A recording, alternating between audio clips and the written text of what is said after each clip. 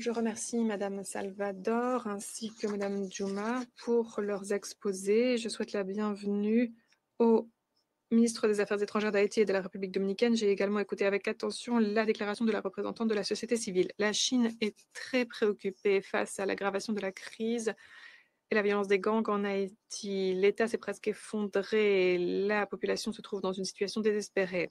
Dans ce contexte, j'aimerais dire trois choses. Premièrement, Haïti doit endosser ses responsabilités en tant que nation souveraine. Haïti est responsable au premier chef de garantir la gouvernance. Cependant, dans cette situation d'impasse politique et de clivage entre les partis, il y a peu d'espoir que les élections puissent avoir lieu telles que prévues. Nous appelons toutes les parties à accorder la priorité aux intérêts du pays et du peuple. Il faut choisir la voie du dialogue et des consultations et faire preuve de flexibilité. Nous devons travailler ensemble pour promouvoir le processus politique, un processus par et pour les Haïtiens visant à mettre en place un gouvernement légitime et efficace sans délai. Nous exhortons les autorités haïtiennes à laisser derrière elles la mentalité consistant à compter sur l'étranger ou à demander de l'aide à l'étranger. Il faut renforcer les capacités de réaction aux crises et la résilience des autorités haïtiennes elles-mêmes. C'est la pierre angulaire des capacités haïtiennes à sortir de la crise efficacement et un fondement nécessaire pour que toute aide extérieure ait des résultats. Ensuite, l'appui extérieur doit pouvoir donner des fruits. L'ONU travaille en Haïti depuis 3 décennies et elle a déployé plusieurs missions de différentes formes, mais les résultats en général ont été bien loin des espoirs étant donné l'ampleur des efforts. Étant donné ces expériences passées, il faut se pencher sur les causes profondes de la crise et apporter une aide plus pratique, pragmatique, ciblée, axée sur des résultats. Concernant le processus politique, nous appuyons le BINU et l'enjoignons à continuer ses bons offices. Il faut accélérer la mise en place de modalités de transition en fonction des réalités en Haïti. Il faut encourager les bailleurs de fonds, les pays de la région et les organisations de la région à renforcer leur coopération avec les autorités haïtiennes. Le déploiement de la mission MSS doit être consolidé pour garantir la bonne mise en œuvre de l'embargo sur les armes et endiguer les flux d'armes et de munitions illégales. Concernant la situation humanitaire, il faut mobiliser les ressources de la communauté internationale, engager toutes les parties à continuer d'apporter plus d'aide à la population haïtienne pour alléger ses souffrances. Troisièmement, les auteurs de crimes doivent avoir des comptes à rendre.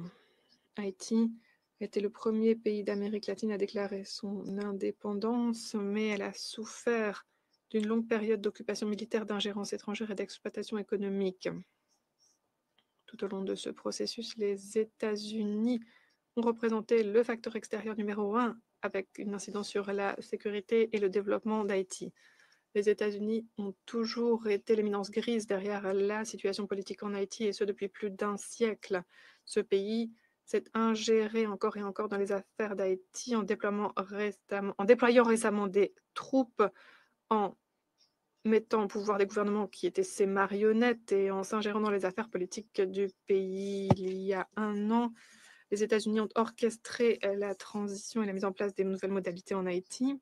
Mais maintenant, après le changement de gouvernement aux États-Unis, les nouvelles autorités américaines ferment les yeux sur la situation en Haïti malgré le chaos. Les États-Unis sont aussi la source numéro 1 d'armes pour Haïti. Le rapport de l'ONUDC et du groupe d'experts ces rapports montrent les faits. Les États-Unis ont accepté l'imposition d'un embargo sur les armes sur tout le territoire, mais ne l'appliquent pas réellement. Les flux d'armes vers Haïti depuis la Floride sont une réalité, résultat de quoi les gangs sont mieux outillés que la police haïtienne. Les États-Unis ont toujours été de facto les leaders en matière de sécurité en Haïti. En octobre 2023, ils ont promis un appui financier au déploiement de la mission MSS, mais alors que plus d'un an a passé, les contributions concrètes versées par les États-Unis sont très modestes. À un moment donné, les États-Unis ont même essayé de faire de la mission une mission de maintien de la paix de l'ONU pour répondre aux problèmes de manque de fonds. Il s'agissait de transférer le fardeau aux États membres des Nations Unies, l'ONU devenant un simple distributeur de liquide. Les États-Unis affirment appuyer Haïti, mais en fait, ont revu à la baisse l'aide au développement et continuent d'expulser des migrants au prétexte de leur sécurité nationale, y compris des migrants haïtiens, alors que le pays a plus que jamais besoin d'aide. En outre, lorsque les États-Unis ont déclaré l'imposition de droits de douane contre tous leurs partenaires commerciaux, ils ont imposé, y compris ces droits de douane de base, comme ils les appellent de 10%, sur Haïti, alors qu'il s'agit d'un des pays les plus pauvres tels que définis par les Nations Unies.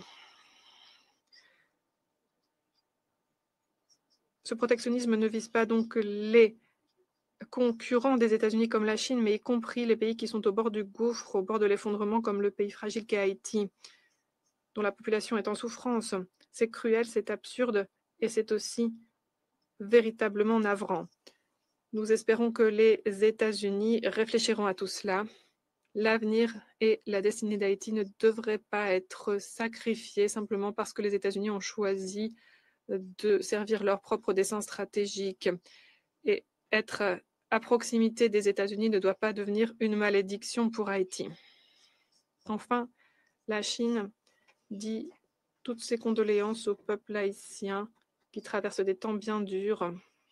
Nous applaudissons les efforts multilatéraux visant à appuyer le pays et nous nous félicitons de l'implication constructive de la CARICOM et d'autres pays de la région. Nous saluons le travail de la mission MSS, pilotée par le Kenya. La communauté internationale doit maintenir son appui pour aider Haïti à renforcer ses institutions, renforcer ses capacités et avancer sur la voie de l'indépendance, de l'autonomie et du développement durable.